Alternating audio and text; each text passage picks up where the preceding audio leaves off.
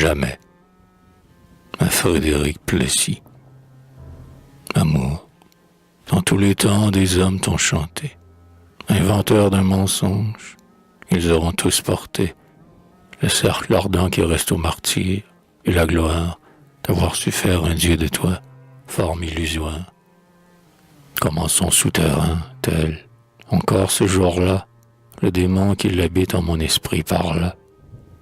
Et depuis bien des mois, il désolait ma vie. Et les anges joyeux que chaque amant convie à rallumer le temple et l'autel, tout confus, s'arrêtaient devant l'hôte au méprisant refus. Et lorsque vint le soir, ce fossoyeur fidèle, de nos virilités qu'il abat d'un coup d'aile, suivant la passion qu'insulta le dédain, comme un voleur j'ouvris la grille du jardin. Et tremblant mes pas sur le sable qui crie, l'oreille au moindre choc dans la branche flétrie, plus lourd encore, plus lâche encore, plus lentement encore, je m'avançai près des murs, comprimant avec force à la fois la révolte et la honte, ces souvenirs navrés qui dans le fiel remontent. Ce jour-là, plutôt qu'un autre, quel espoir, avait comme un parfum embaumé l'air du soir. Le soleil fondit dans sa vapeur cuivrée, quel écho, m'imposant l'illusion qu'il crée, m'avait dit « C'est l'aurore, on t'appelle, suis-moi ». Quel nuage avait pris, pour affermir ma foi, l'incarnat féminin qu'un sourire illumine. Quelle heure de jadis aux floraisons d'hermine, résonnable et vibrante en mon amer passé, quelle ivresse m'avait jusque là-bas poussé. Et quand je fus au bout de la trop chère allée, pleine encore des senteurs de ses cheveux, peuplée de blancs spectres de robes au détour des chemins, quand, appuyant ma face à la vitre et mes mains, je regardais la salle où mon âme était née, sous les yeux violets qui l'avaient condamnée. Qu'espérais-je y revoir, sinon le dur éclair d'un implacable arrêt qu'on regrave en ma chair, sinon la joie unique et toujours bien formelle de vivre et d'être jeune et de se savoir belle et de rire en pensant au mal qu'ont fait ses yeux.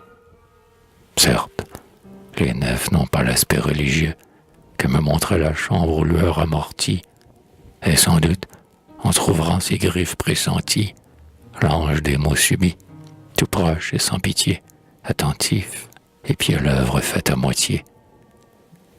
Au milieu des coussins, elle était là, couchée, et par instant sa main, de l'ombre détachée, chassait on ne sait quel péril d'un geste prompt.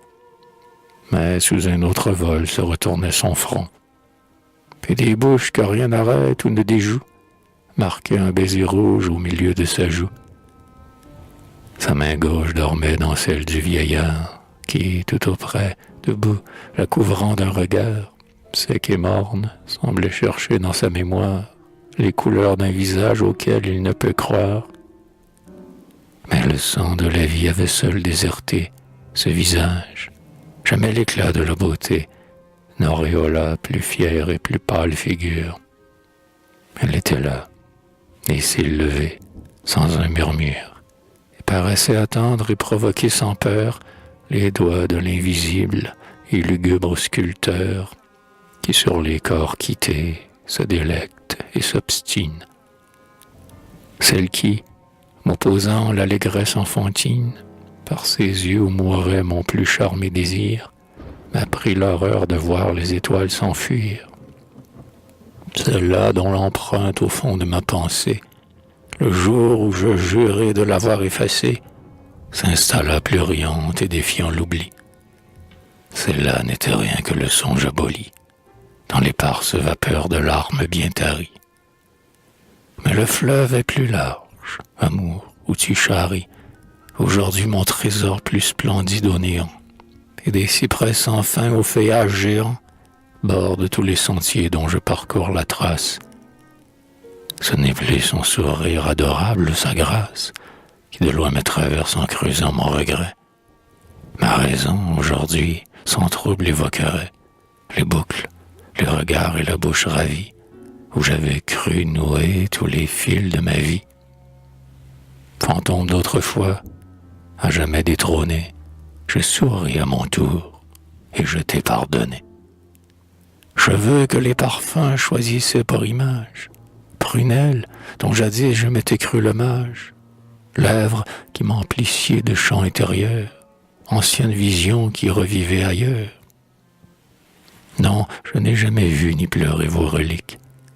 Mon destin n'avait pas, au contour chimérique, sondé les profondeurs blêmes du désespoir, et, corbeau funéraire au fond d'un vieux manoir, sinistre suzerain des demeures désertes, dont les cendres traînées ces ailerons inertes.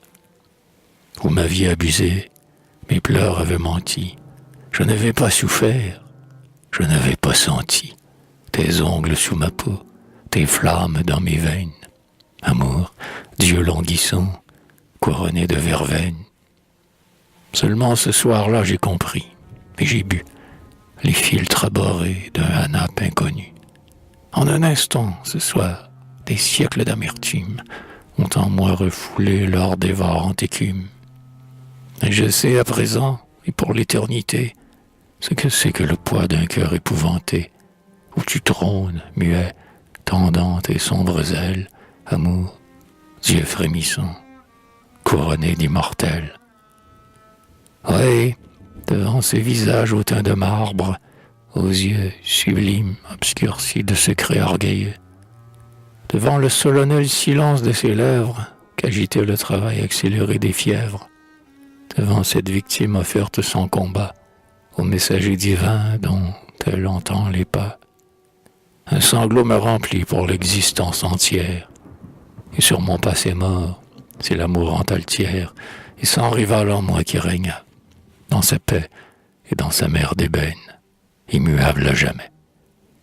Ah, dans des yeux profonds, si nos yeux savent lire, en ce moment, les siens révélaient le martyre, de la Vierge que brûle un indicible amour, que l'angoisse a déjà consumé à son tour, et qui dans sa noblesse et sa pudeur s'exile, tandis qu'en sa fierté périt son corps tranquille.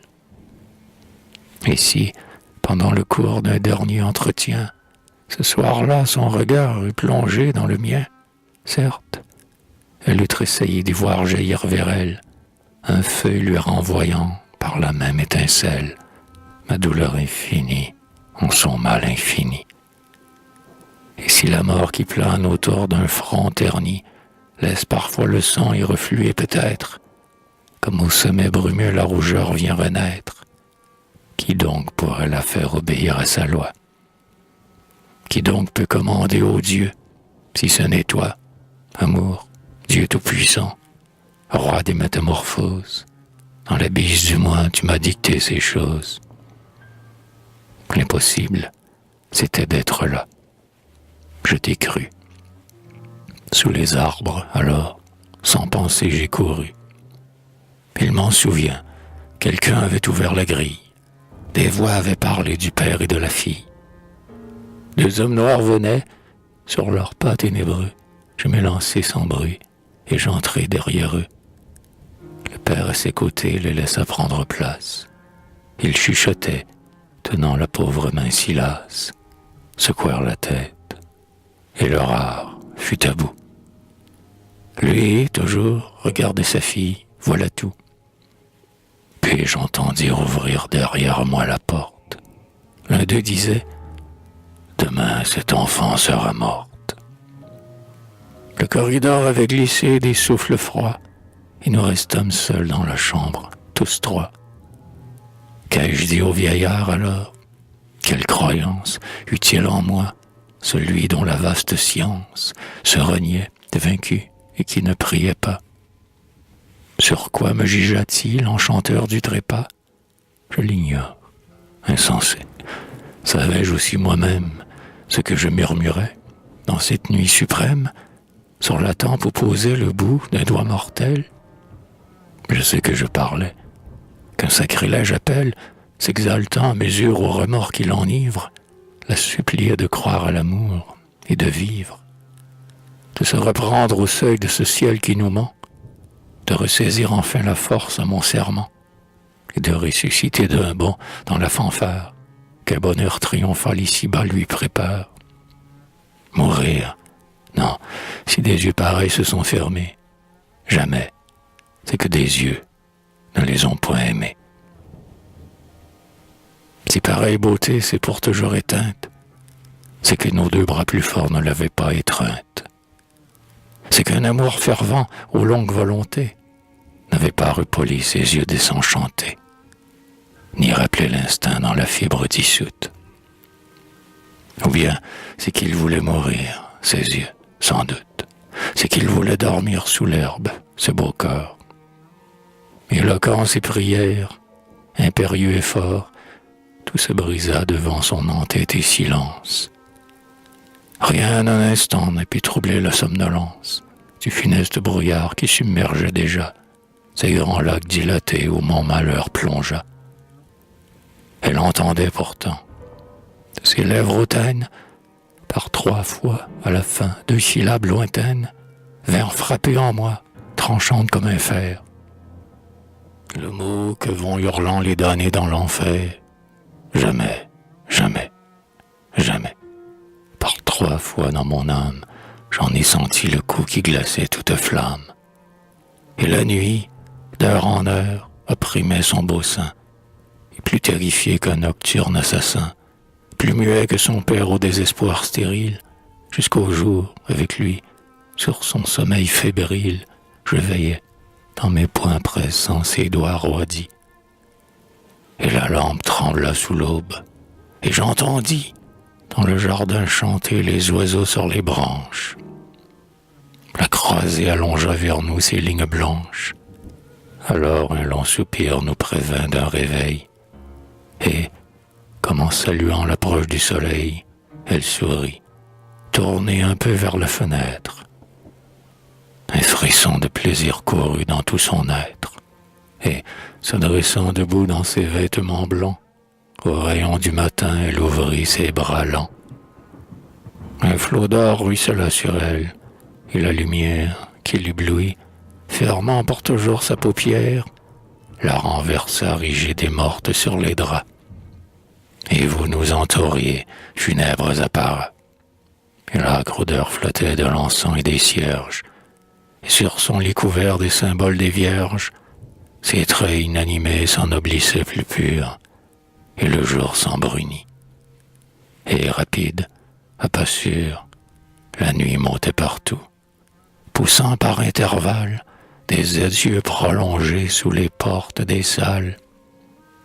Et le vieillard, sans voix, sans pleurs, sans mouvement, vers la morte toujours regardait fixement. Et moi, je m'enfonçais dans l'affreuse inertie d'un corps vide sur qui pèse une ombre épaissie. Et tout à coup, voilà qu'au fond de la noirceur, où je sombrais, surgit une étrange lueur, qui s'accrut, m'inondant de sa clarté divine, et qu'un frère hosanna chanta dans ma poitrine. Dans un vertigineux élan qui m'enlevait, je bondis, et penché sur le fatal chevet, je criai comme un fou ces paroles avides. L'aurore vient nous prendre au bas des cieux livides. Toi qui fus inflexible alors que tu vivais, qui mourus en vouant ma vie au Dieu mauvais. Mais te là, n'est-ce pas, tu ne m'es plus rebelle? Tu vois tout, et ton âme en liberté m'appelle.